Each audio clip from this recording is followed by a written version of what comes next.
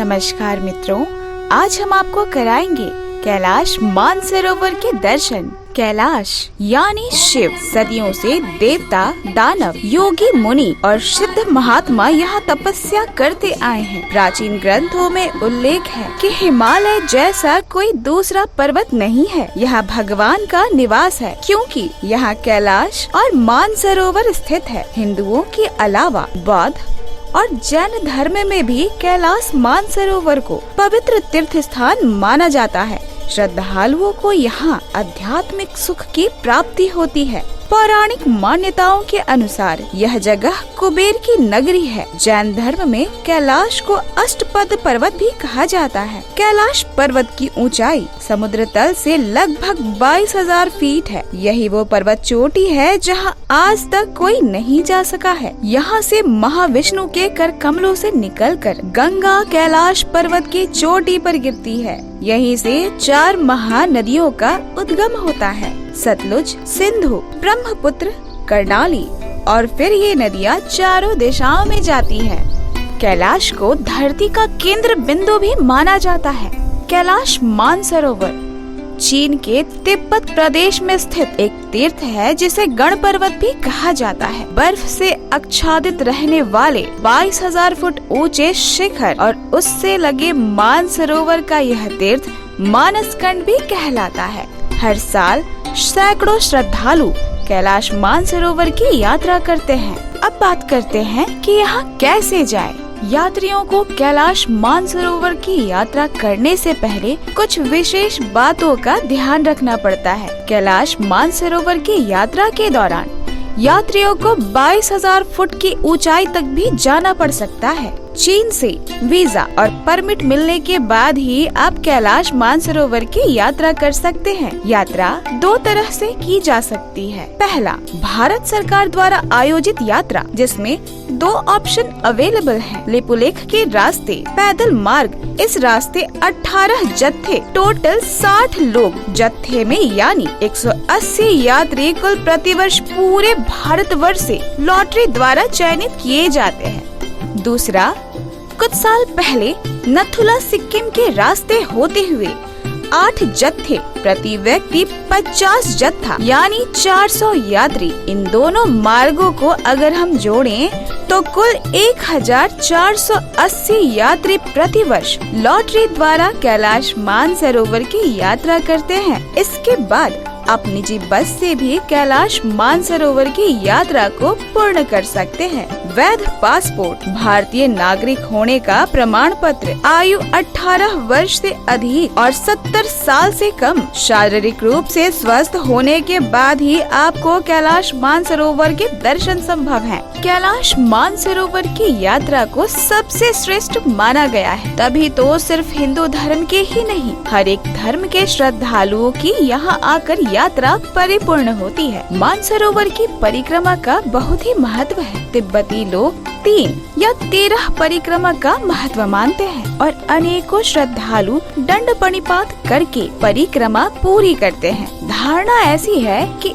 एक परिक्रमा करने से एक जन्म का, 10 परिक्रमा करने से एक कल्प का पाप नष्ट हो जाता है और जो व्यक्ति 108 परिक्रमाएं पूरी करते हैं उन्हें जन्म मरण से मुक्ति मिल जाती है। यह एक शक्तिपीठ भी है। अब अगर बात करें तो चाहे कोई भी सभ्यता हो, पर्वत को शक्तिशाली देवताओं का घर माना गया है। कैलाश के निकट स्थित निर्मल शीतल जल से सुशोभित है मानसरोवर। कहते हैं वेदों में वर्णित क्षीर सागर ही मानसरोवर है, जिसमें भगवान श्री विष्णु माँ लक्ष्मी के साथ शेषनाग पर शयन करते हैं। इसका जल अत्यंत ही मीठा होता है। किस्मत वाले होते हैं वो श्रद्धालु जिन्हें कैलाश मानसरोवर जाने का सौभाग्य प्राप्त होता है। सूर्य के किरणों के जगने से पूर्व ही सभी भक्त यात्रा की तैयारी प्रारंभ कर देते हैं। उस समय प्रकृति रात की काली चादर ओढ़े सोए रहती है, लेकिन जैसे जैसे भक्तों द्वारा एक स्वर में महामृत्युंजय मंत्र तथा ओम नमः शिवाय पाठ किया जाता है, वैसे वैसे लगता है कि संपूर्ण सृष्टि एक दिव्य ज्योति से अलौकिक होती जा रही है। पूरे 1 महीने का तीर्थ होने के बावजूद भक्तों की श्रद्धा में कोई कमी नहीं आती है। चारों ओर बिखरा प्रकृति का असीम सौंदर्य और उन सब के मध्य सर उठाए अटल शक्ति से भरा कैलाश, यह दृश्य अत्यंत ही मनोरम होता है।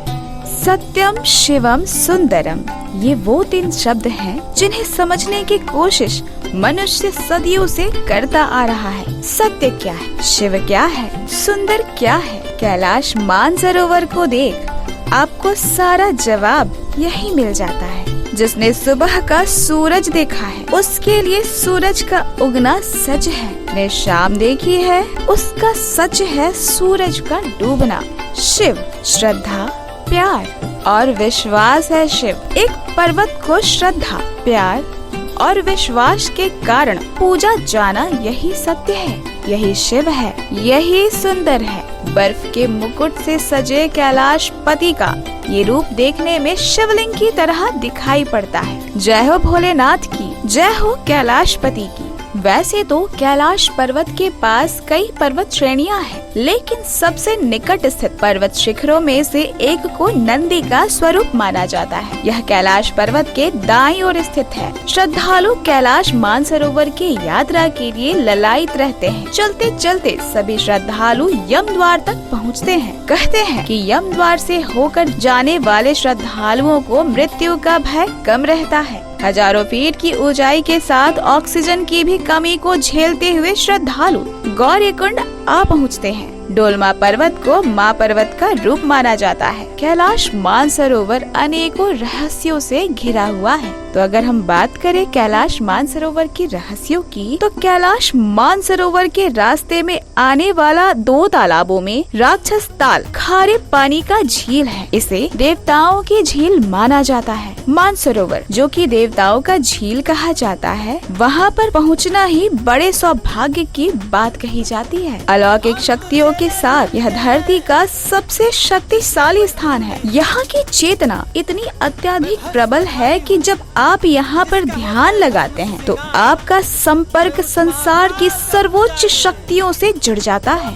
आज तक कोई व्यक्ति कैलाश पर्वत की चोटी तक नहीं पहुंच पाया है। जब कैलाश पर्वत की बर्फ पिघलती है तो डमरू जैसी ध्वनि उत्पन्न होती है, जो कई लोगों के द्वारा सुना जा चुका है। कैलाश पर्वत का सबसे बड़ा रहस्य तो यह है कि यहाँ पर प्रकाश और ध्वनि का इस तरह से समागम होता है कि यहाँ पर ओम जैसा एक निरंतर स्वर गूंजता रहता है। अगर कैलाश पर्वत के आकार पर दृष्टि डाली जाए तो यह एक शिवलिंग जैसा दिखाई पड़ता है। इसलिए हर साल अनेकों श्रद्धालु कैलाश मानसरोवर की यात्रा को पूर्ण करते हैं। मन में श्रद्धा लिए श्रद्धालु भोलेनाथ शंकर का जयकारा लगाते हुए इतनी कठिन यात्रा को अनेक छोटे छोटे पड़ावों को पार कर अंततः भक्त राम मंदिर के दर्शन कर जन्म मरण के पाप से मुक्त हो जाते हैं। इसी तरह से तीर्थ स्थलों के दर्शन करने के लिए हमारे चैनल को सब्सक्राइब करें और हमारे वीडियो को लाइक, कमेंट एंड शेयर करना ना भूलें। साथ ही बेल आइकन को दबाएं ताकि आने वाले वीडियो का नोटिफिकेशन सबसे पहले आपको मिले।